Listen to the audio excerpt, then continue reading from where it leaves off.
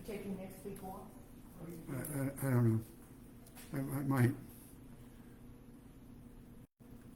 Good afternoon, Tony Dattino, doing my Live with Tony here on Friday.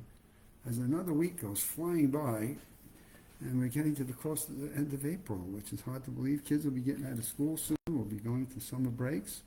People are planning vacations, and the weeks and days just seem to continue to fly by as we are approaching May. May flowers are coming, April showers are done, and we're here in the Windermere area of Florida where we've only had 1/10 of an inch of rain in the month of April, so we could use some of those showers. But I wanted to talk today about two articles that came perfectly together. I have talked about social interaction and the importance of not feeling lonely or isolated, and I've talked about it numerous times. And in the current research that was released on the 22nd of April, published in the South Florida Sun Sentinel, they were referring to work that's been done in Palm Beach and Florida Association, and it just is amazing, Florida FAU, Florida University, about the impact that loneliness has on the brain.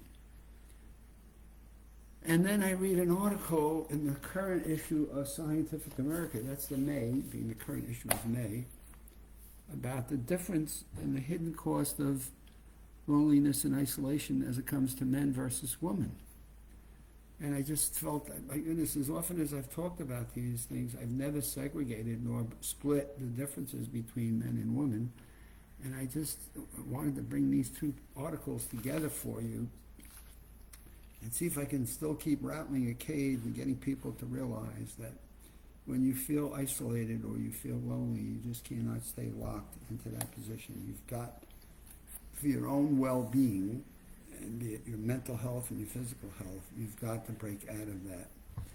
And so let me just read this to you and see if it pops you as strong as it pops me.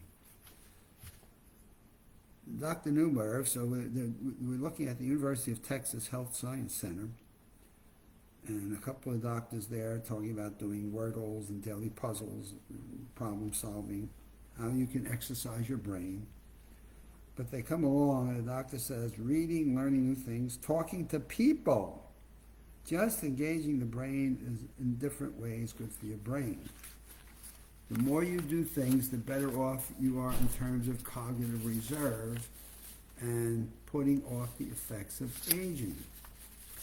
All right, so we know all that. We've talked about that and the importance of doing mental exercises and doing problem solving, crosswords, dancing, ballroom dancing. But then he comes up with and says, but loneliness is one of the worst things that can happen to the brain. Social connection is important for mental health and reduces cognitive decline. Let's go over that one more time. Loneliness is one of the worst things that can happen to a brain. Social connection is important for mental health and reduces cognitive decline. Positive emotions such as compassion and appreciation is strongly linked to brain health and mental health. Dr. Begantz recommends that you volunteer in community activities, re-engage in activities that you found or find challenging, have someone teach you a new language, but engage your brain in some form of social interaction. This will help your brain in terms of your thinking and your memory as you go about trying to focus on things you can do to take control of your cognitive health. So this comes out of the Orlando Sentinel, April 22nd, research being published from Florida universities. And here I am reading a few days later, sitting at the swimming pool, reading the May issue of Scientific American, and reading an article, The Hidden Cost of Men's Social Isolation. When men suffer social isolation, women may pay a price as well. In their research, a puzzle piece is understanding men's broader struggle the state of their close relationships. We formed a theory about the thinning fabric of men's social world and the strain it puts on women. Now, why does it do that? You say, my goodness, well, if a man has got a social interaction challenge, why does that put a strain on a woman and their romantic partners or female partners? Women's outsized role in sustaining men's social support systems and the inequality in the work of men and women that they perform in their regular lives. In other words, men may lack friends on whom they can rely. But that's not the only dynamic at play. Socialists have shown that men's social networks are more dependent on romantic relationships than those of women. More specifically, couples in a heterosexual relationship, men lean on their romantic partner more than women. And women are more likely to name friends and family members as their go-to sources of close emotional support. Let's translate that for a minute. Okay, it's an interesting paragraph of reading. But what it says is men tend to be more of an isolation just in their natural lives if they are not having a romantic partner or friends that they feel that they can talk to. And what the article is saying is men have a harder time with that. It's like men do not build those friends or those close twos or to sit down other than they're going to go out and have a beer and talk about sports or golf or basketball or football or whatever. And women tend to be much more sociable, and they tend to be more willing to reach out. The other thing that goes on to talk about is when men talk to women, they're hoping that somebody's got the magic pill and the solution. When a woman talks to a man, a woman is looking for just a vent, let me just unload on something. And by the way, I don't need your 10 ideas or suggestions on what to do. And you may hear the same story 10 times over. But you know what? A woman is not looking for solutions. They're looking for somebody to just listen to them. And so here's some significant differences now that we talk about. Going from the one article about being alone and isolated to, hey, we got the hidden costs of social isolation